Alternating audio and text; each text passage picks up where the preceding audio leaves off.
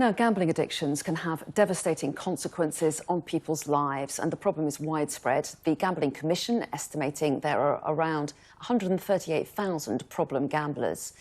To tackle the growing demand for support, the NHS has doubled its number of addiction clinics in the past year.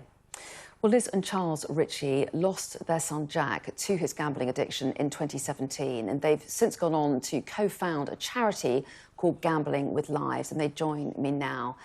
A very good morning to both of you. Thank you so much for joining us this morning and talking to us a little bit about your son, but also about this new clinic in Sheffield, in your city. But first of all, you set up Gambling with Lives after the death of your son. So perhaps we could start off with you telling us a little bit about his story. Charles, could you tell us a little bit about Jack? Yeah, well, Jack was a bright, happy, wonderful young man, very popular. He started gambling when he was still at school, and his addiction really ran for 7 years.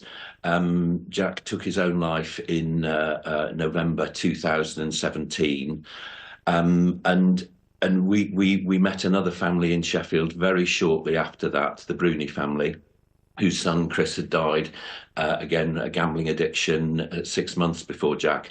And that was the start of Gambling with Lives. Well, yes, and you do some incredible work supporting other families going through a similar thing that you had. And now in Sheffield, where you live, there's this new clinic to address this issue of problem gamblers. Is that something you welcome? And what difference do you think it could have made to your son, Liz? Oh, well, I think that if this clinic had been in Sheffield at the time, then Jack and Chris Bruni, who, as Charles said, died 6 months before Jack, would probably still be alive.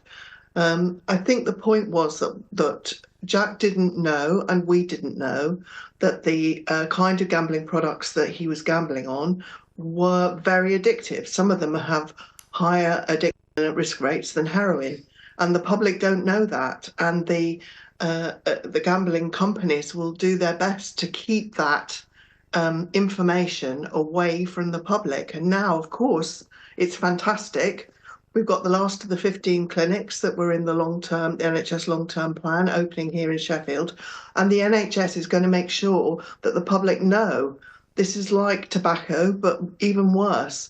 And look at the amazing work the NHS has done about tobacco, and we need them to do the same thing and tell the public how dangerous this is. So clearly, you're really supportive of what the NHS is doing there. The government, meanwhile, says it's also introducing other new rules, aren't they, to try to tackle the issue of problem gambling. They're talking about a mandatory levy on betting firms to pay for treatment, a new player protection checks and stake limits on online slots. Generally, Charles, do you welcome what the government is laying out here? Yeah, the white paper, when it was issued nearly a year ago, had a lot of very positive changes, some of which you've mentioned there. The levy, I think, is one of the most important, and that ultimately should be where the clinic is being paid from. And it is also going to sort of provide the whole range of other support, prevention and research which is needed, which needs to be independent from industry. But there is a big gap, and that is around advertising. The government chose to do virtually nothing on gambling advertising.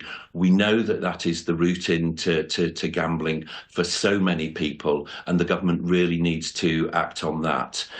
When at Jack's inquest, the coroner issued 2 prevention for future deaths reports. One was focusing on the inadequacy of treatment, and the NHS are really stepping up and filling that now.